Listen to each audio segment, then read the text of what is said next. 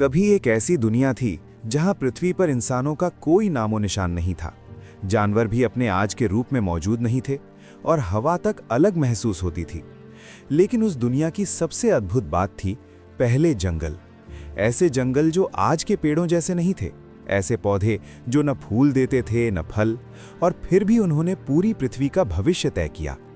ये कहानी है उन पहले जंगलों की जो अब हमेशा के लिए खो चुके हैं, लेकिन जिनके बिना हमारा अस्तित्व ही संभव नहीं होता। लगभग 3.5 अरब साल पहले पृथ्वी पर जीवन की शुरुआत बहुत साधारण रूप में हुई थी। ये जीवन पानी में था, छोटे सूक्ष्म जीव जिन्हें हम आज साइनोबैक्टीरिया के रूप में जानते हैं। ये जीव प्रकाश संश्लेषण करते थे, यानी सूर्य की रोशनी से ऊर्जा बनाते थे और एक उप उत्पाद के रूप में ऑक्सीजन छोड़ते थे। उस समय की पृथ्वी में ऑक्सीजन लगभग नहीं के बराबर थी, लेकिन धीरे धीरे इन सूक्ष्म जीवों ने वायुमंडल को बदलना शुरू किया। ये बदलाव धीमा था, लेकिन इतना शक्तिशाली कि इसने आने वाले अरबों सालों के लिए जीवन की दिशा तय कर दी। समय बीतता गया और लगभग 470 मिलियन साल पहले कुछ अद्भुत हुआ। जीवन ने पानी को छोड़कर जमीन पर कदम रखना शुरू किया। ये कदम बहुत आसान नहीं था। जमीन पर कोई सुरक्षा नहीं थी, तेज पराबैंगनी किरणें, सूखी सतह और पोषक तत्वों की कमी। लेकिन कुछ साधारण पौधों ने इस चुनौती को स्वीकार किया। ये पौधे बहुत छोटे थे, बिना जड़ों के, और आज के काई या मॉस जैसे दिखते थे। इन्हें हम ब्रायोफाइट्स के रूप में जानते हैं। इन शुरुआती पौधों ने धीरे धीरे जमीन पर मिट्टी बनानी शुरू की। उन्होंने चट्टानों को तोड़ा, खनिजों को छोड़ा और एक ऐसा आधार तैयार किया जिस पर भविष्य के जंगल खड़े होने वाले थे। ये प्रक्रिया लाखों सालों तक चली।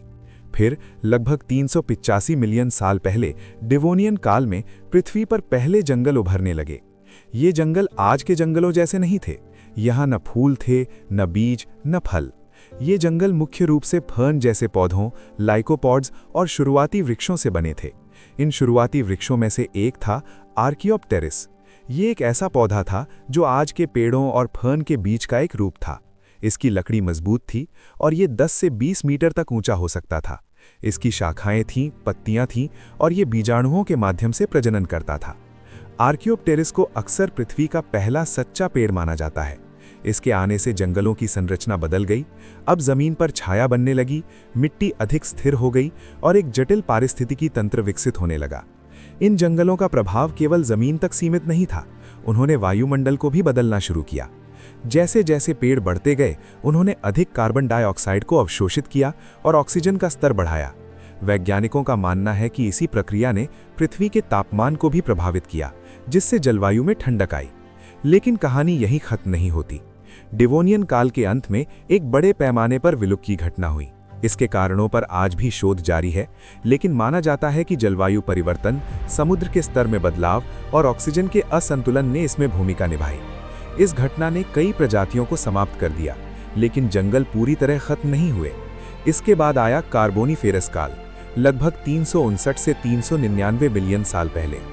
ये वो समय था जब पृथ्वी पर विशाल दलदली जंगल फैले हुए थे। ये जंगल इतने घने और व्यापक थे कि उन्होंने आज के कोयले के भंडार का निर्माण किया। इन जंगलों में प्रमुख पौधे थे लाइकोपॉड्स, जैसे लेबिडोडेंड्रॉन और सिजिलैरिया। ये पौधे 30 मीटर तक ऊंचे हो सकते थे, लेकिन ये आज के पेड़ों जैसे नहीं थे। इनकी संरचना अलग थी, इनके तने पर अजीब पैटर्न होते थे और ये बीजाणुओं से प्रजनन करते थे। इन जंगलों की एक खास बात थी, यहाँ की जमीन पानी से भरी रहती थी। ऑक्सीजन की कमी के कारण मृत पौधे पूरी तरह सड़ नहीं पाते थे और धीरे धीरे दबकर कोयले में बदल जाते थे। यही कारण है कि आज जो कोयला हम इस्तेमाल करते हैं वो असल में इन प्राचीन जंगलों का अवशेष है। लेकिन हर चीज हमेशा नहीं रहती। कार्बोनिफेरस काल के अंत में जलवायु में बदलाव आने लगे। पृथ्वी अधिक सूखी होने लगी और दलदली जंगल सिकुड़ने लगे। इसके साथ ही बीज वाले पौधों का विकास हुआ जो सूखे वातावरण में बेहतर जीवित रह सकते थे।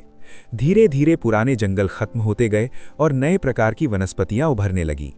फिर आया पर्मियन काल, जहां पौधों की विविधता और भी बढ़ी। जिम्नोस्पर्म्स जैसे कॉनिफर और गिंकगों के पूर्वज दिखाई देने लगे। लेकिन इस काल के अंत में पृथ्वी ने सबसे बड़ी विलुप्ति घटना का सामना किया, पर्मियन विलुप्ति, जिसमें लगभग 90% समुद्री और 70% स्थलीय प्रजातियां खत्म हो गईं। इस घटना ने जंगलों को भी गहरा नुकसान पहुंचाया।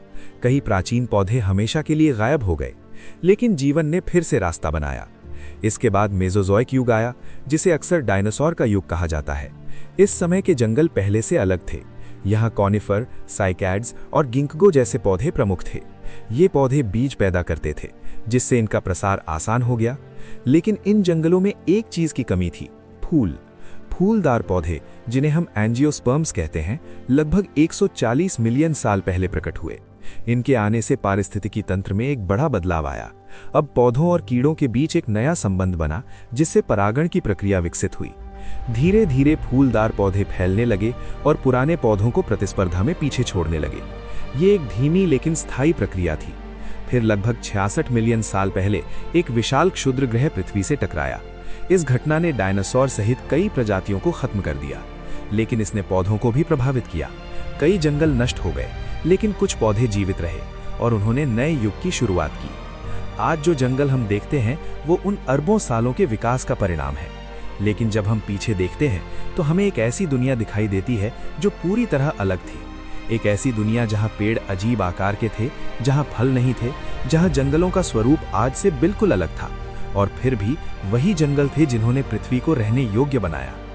पहले जंगलों की कहानी हमें ये समझने में मदद करती है कि जीवन कितना लचीला है और कैसे छोटे छोटे बदलाव समय के साथ बड़े परिणाम ला सकते हैं। ये कहानी केवल पौधों की नहीं है, बल्कि पूरी पृथ्वी के परिवर्तन की कहानी है। आज जब हम आधुनिक जंगलों को देखते हैं तो शायद हमें ये एहसास नहीं होता कि उनके पीछे कितनी पुरानी और जटिल कहानी छिपी हुई है। हर पेड़, हर पत्ता उस इतिहास का एक हिस्सा है जो अरबों साल पहले शुरू हुआ था। और शायद यही सबसे आश्चर्यजनक बात है कि एक समय के खोए हुए जंगल, जो अब केवल जीवाश्मों में बचे हैं, आज भी हमारे जीवन का आधार बने हुए हैं। पृथ्वी के पहले जंगल अब भले ही अस्तित्व में न हो, लेकिन उनकी विरासत हर जगह मौजूद है, हवा में, मिट्टी में और हर उस जीवन में जो इस ग्रह पर सांस लेता है।